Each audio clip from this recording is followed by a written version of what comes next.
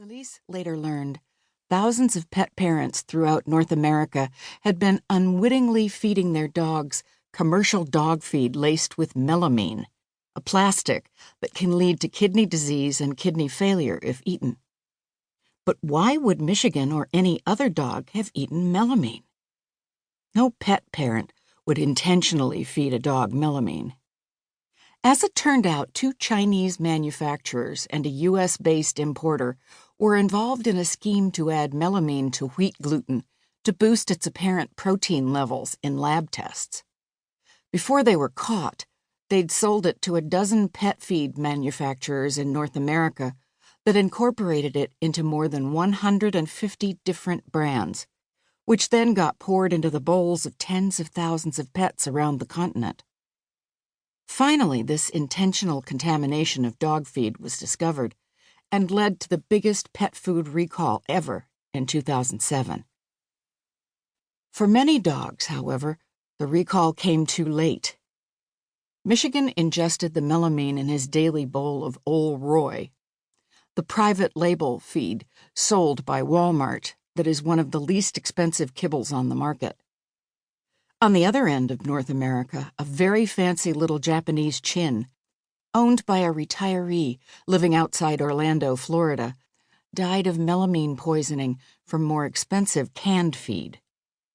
The melamine turned up in homes across the continent from the biggest names in pet food, including Nestle, Purina Pet Care, and Mars Pet Care, to more boutique-sounding ones such as Natural Balance and Royal Canin. William Howell, pet parent of the poisoned Japanese chin, had specifically bought expensive pet feed, thinking it would be safer for his dog. He described watching his little long-haired dog writhe in pain for several days before he finally decided to euthanize him to end his suffering.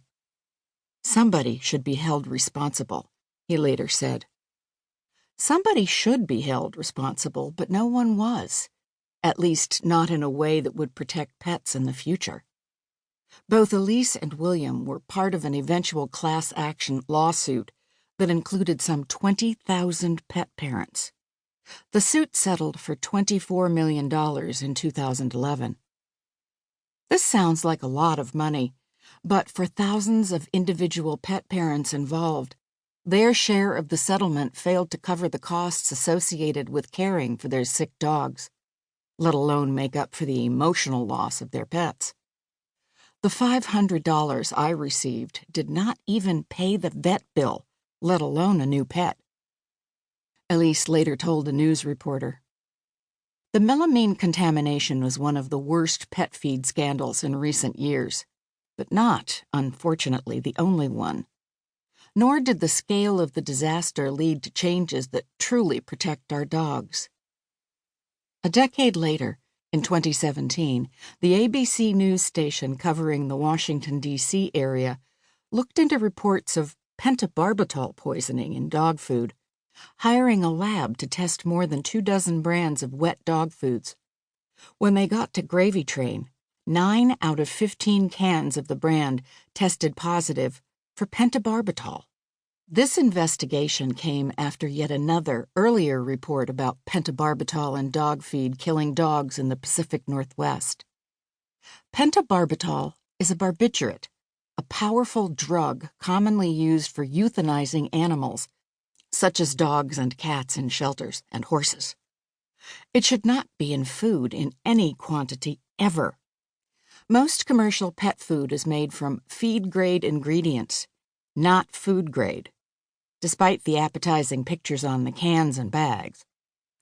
Feed-grade ingredients do not have to come from the same sources or follow the same protocols for safety and sanitation as food intended for human consumption.